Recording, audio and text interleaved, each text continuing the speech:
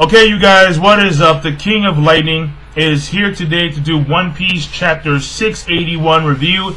The fights are finally underway. We are seeing the combat between, of course, Sanji and Virgo.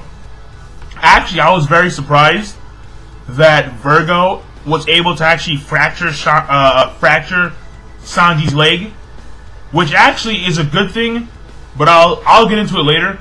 But the thing that really caught my attention wasn't the fact that Law yet again has his own agenda. Trafalgar Law doing his own thing, has his own game plan, his own shit going on in here.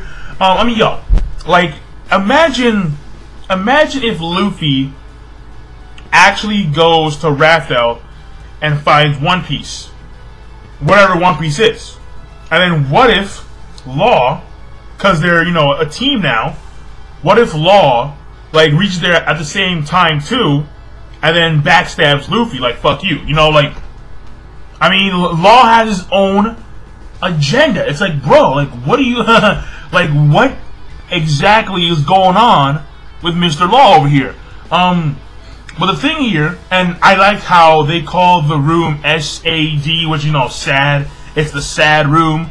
The sad whatever. But basically, the thing here that also caught my attention was Monet. I'm like, so what exactly is she? What is going on here? I'm assuming that the body parts were given to her by Law, and I'm not too sure if he wants. I'm not too sure if she wants to have her arms and legs retrieved again. I don't know. But the thing here that's so weird is that she made a wall, on some Mr. 3 shit. Mr. 3 wax candle guy, candle wall. It kind of looked like the same thing, but just less gooey and more solid. And then she stated how, no other pirates but you could break this wall. I was like, what's going on here? So it was very strange. And then, of course, the main gist of this chapter was the fight between Luffy and Caesar Clown. It was short-lived, and the thing about Caesar Clown that I find so nostalgic is that he's like Naraku from Inuyasha. Cause Caesar Clown always winds up escaping, or, basically it's taking forever to take down Caesar Clown. And it's not like he's been avoiding them. It's more or less he's either beating them or he runs away. And Naraku from Inuyasha did the same shit. The dude would always run away, come back with minions, and then leave again, and come back with more minions, beat Inuyasha, then leave, then come back again. It was what the fuck, bro. So Caesar Clown is very he reminds me a lot of Naraku from Inuyasha. But this fight, this little fight between Luffy and Caesar, it was solid. It wasn't too monumental. We did see Caesar pull out some new blue sword, which appeared to be blue fire, and then he swung that shit and shit started blazing. But overall, this chapter, I'm debating on either an okay or a good. I'm not too sure. Because, it is a good thing that we are seeing the fights, progress. But at the same time, it's kind of I kind of feel like they're still digging around before they get to, the main gist of this whole entire arc. So, so I guess I'll, I don't know. Okay plus. Yeah, let's have an okay plus for this chapter. So, that being said, let's get the actual summary going along here. So, the first thing that I've noticed here is that on the front cover page, we see Jinbei.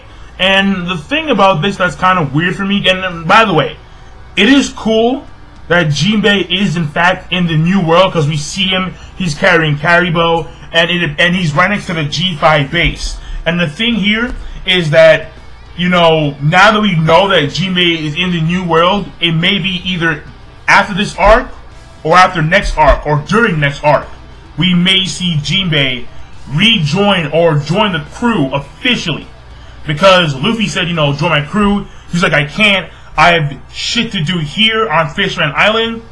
And clearly Jinbei, you know, so, I mean, because he is the boss, or like, you know, he's Oyabun Jinbei, so, you know. But the thing here that's so weird is that this right here is an example of what I like to call bad time scaling. And Oda, if there is one thing he does wrong for sure, is his time scaling. And what I mean by that is that whenever the characters move from island to island to island to island, sometimes it appears as if this takes place within the same day, or like within the same, you know, like week or so. And the thing here is that it's very strange, because you would think that Jinbei's obligations to Fishman Island would take place within the course of like maybe, you know, like a month or like a few weeks, or, you know, something of that nature. But like if you take into consideration the time Luffy went down to Fishman Island, saved Fishman Island, then went back up to the New World and went to Punk Hazard, all this stuff seems to take place within the course of like one day. Like, that to me is pretty fucking weird. Like, it really is pretty fucking weird. The only time we know that weeks have passed in One Piece is when the narrator tells you that weeks have passed. Like, for example, when Nico Robin and Luffy got frozen by Aokiji, the narrator told us that a period of time, like I think it was either a week or like 2 weeks, had passed before Robin got out of bed. So the thing here is that unless the narrator tells you, it's very, very hard to see how the time schedule works in One Piece, because these characters go from island to island to island, and it appears as if all this adventure time shit takes place within the course of like 1 or 2 days, and it's very off. So let me just actually go into the summary here, because I do want to wrap this up and not take too much time doing a review. But what happened is that, or a summary, and what happened is that Luffy is fighting against Caesar Clown. There's a little flashback scene beforehand where we see Smoker, and he's talking, or he's remembering that Law told him to lay low because they have both of his, and you know, they have both their hearts. And if Smoker were to provoke Virgo or Caesar Clown, then they would get captured or die because they have their hearts. So that's why Smoker does not engage in combat against Monet or Caesar Clown. He grabs his Kairoseki Jite, I think so, yeah, like a Jite. He grabs that thing and then he leaves the room, and then Luffy engages in one-on-one combat with Caesar Clown. And then what happens off the gate is that Caesar Clown starts performing all these fire-based moves, and then Luffy is dodging all these moves. And then then Caesar Clown asks Luffy, "Why are you targeting me?" Luffy states that I'm doing this because I was told that if I capture you, something interesting will occur. So Caesar Clown puts two and two together, and then he realized that it was Law who told Luffy to go capture him. So what happens is, and I'm not too sure what he did, but it appeared as if he grabbed the air on like some Whitebeard shit. I'm not too sure, but he grabs the air, and then he says Karakuni, and then the oxygen appears to be removing from the actual atmosphere itself. However, there's a limited range to this. And what happens is that as Luffy is suffocating, he does these backflips to get out of the way, and then he realizes that he can breathe again.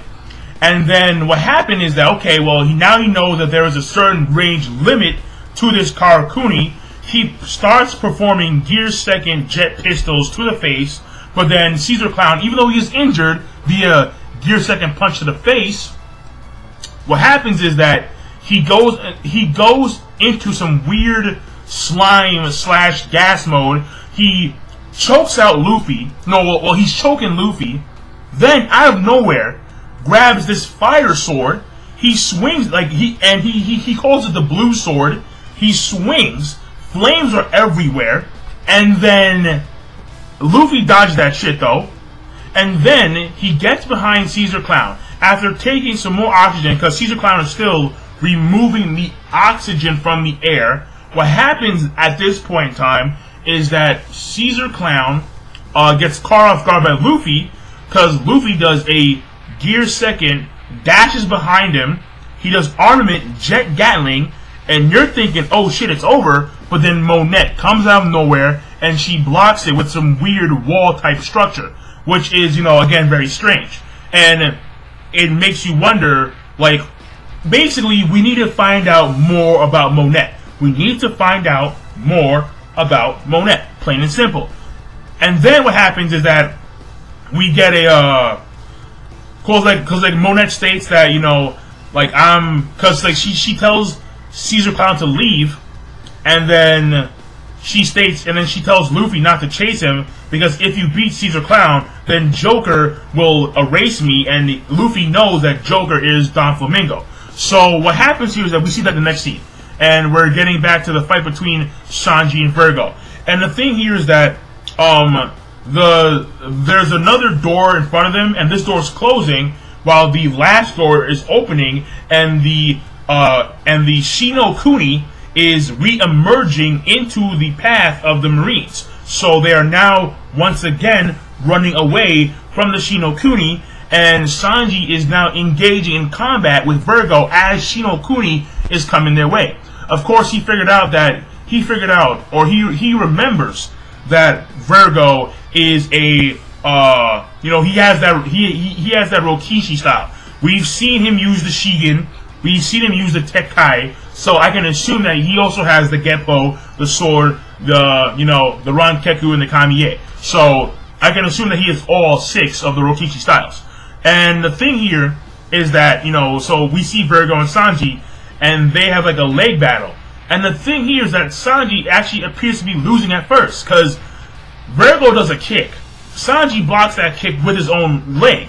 But then we see like a little panel, and it appears as if Virgo has fractured Sanji's leg with that one kick. And the reason why, to me, that's a good thing is because we now may have Virgo appears to be an opponent that can actually push Sanji to the limit. You actually can see Sanji do some really cool stuff, like, you know, like go in that fire state that he did against Wadasume, or maybe you know, some other shit. Because I want to see if Sanji can actually do other shit.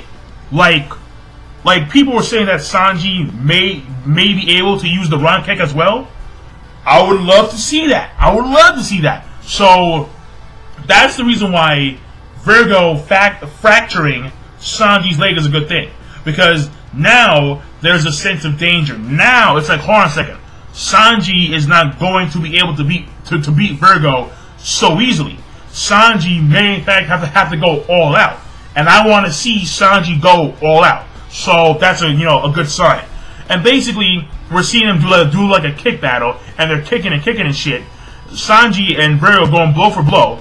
And again, also very impressive because Sanji has a fractured leg now, but he's still kicking, still doing his thing. And then what happens is that there's like a, and by the way, the Shino Kuni is also slowly creeping up behind Virgo and Sanji as they're fighting. And the thing here is that there's like an announcement. I'm not too sure who's doing this announcement, like maybe some random like lackey, but the random lackey informs everybody that Law has invaded the SAD product room. And apparently there is something in this room that Law really wants. And the thing here is that there's a scene with Virgo. And Virgo says right here, joining forces with the Straw Hats was all just in preparation for this, as was joining the Royal Shichibukai. All of this was to get in that room. And then, so the thing here is that apparently Virgo is stating that everything that Law did up until this point in time was just so he can get into this SAD room, the sad room, alright? The room of sadness, alright? And basically, that there is the end of the chapter. Well, the last few words are, that damn kid, he's come up with the worst scenario imaginable. Do you plan on messing up the entire new world. So whatever is in this room apparently is crazy ass dangerous shit. And of course, once again, Law has his own fucking agenda. No shit, cause he's trial by the law. So that being said, King of Lightning, and I will see you guys later. Be sure to rate, comment, and subscribe as always. And I'm signing out.